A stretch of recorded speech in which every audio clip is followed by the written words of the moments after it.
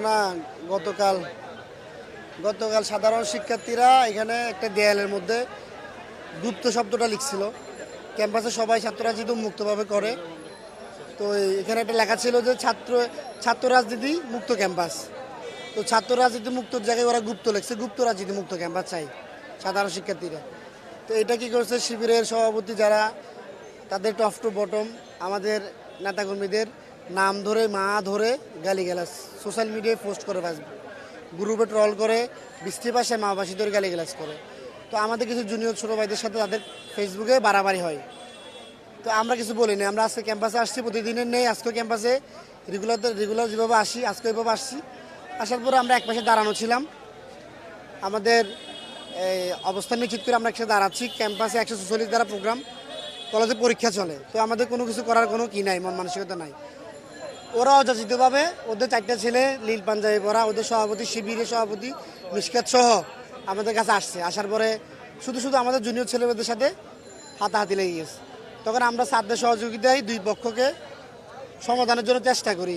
ওরা এক পর্যায়ে আমাদের উপরে লাঠি, অকিস্টিক, বাঁশ দিয়ে বাড়ি দেয়। বাড়ি দেওয়ার পরে আমাদের ছাত্র দলের 1 নম্বর যুগ্ম আহ্বায়ক ইসমাইল, নাজিম, আমি, মিরাজ সহ অনেকেই হামলা শিকার হয়। তখন হামলা শিকার হওয়ার পরে ওদেরকে স্যাররা বের করে দেয়, আমাদেরগুলোরও স্যাররা বের করে দেয়। এরপরে কি করছি, আমরা ক্যাম্পাসে বসেছিলাম। 4টার দিকে, বিকেল 3:30 4টার দিকে ওরা আইসপিটির মোড়, নিউমার্কের মোড় থেকে জমায়েত হয়ে এই এলাকায় যত জামাত শিবিরের নেতাকর্মী আছে সবগুলোকে নিয়ে হকি স্টিক, স্টাম্প, দেশীয় অস্ত্রশস্ত্র নিয়ে আমাদের 4-5 জনকে একা পাই বেধড়ক মারছে। আমাদের একটা ছোট ভাই স্বামী, সে মৃত্যুসজ্জায় অপারেশন থিয়েটারে আছে। আমার মাথা সেলাই করছে, আমাদের ইসমাইলের মাথা সেলাই করছে। আমার ইস্টামের বাড়ির লগে আমার আঙ্গুলের নকশা উঠে গেছে গা। এই অবস্থায় আমরা ওদেরকে একটা জিনিস বলছি, যে ক্যাম্পাসে কোনো গুপ্ত রাজনীতি করার দরকার নাই, আমরা সবাই ক্যাম্পাসে মুক্ত রাজনীতি করব। আমরা চাই ক্যাম্পাসে গুপ্ত রাজনীতি এবং মব কালচার এটা দূর হয়ে যাক।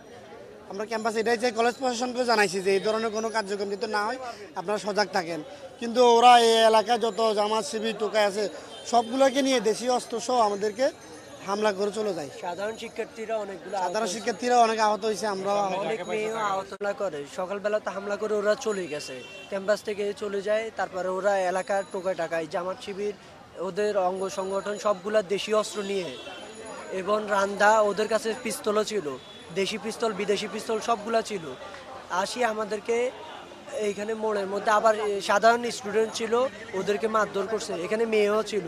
তারপর আমরা ওদেরকে সাধারণ স্টুডেন্টকে সরাই দেওয়ার জন্য, সেফটি দেওয়ার জন্য একটু সরাই দিতে গেছে। আমাকে ওইখানে আমাদের আরও অনেক নেতাকর্মীকে ওরা মারধর, স্টাম্প দিয়ে এবং অস্ত্রের পিছনে দিয়ে বাড়ি দিয়ে তারপরে আমরা আবার ক্যাম্পাসে আসি।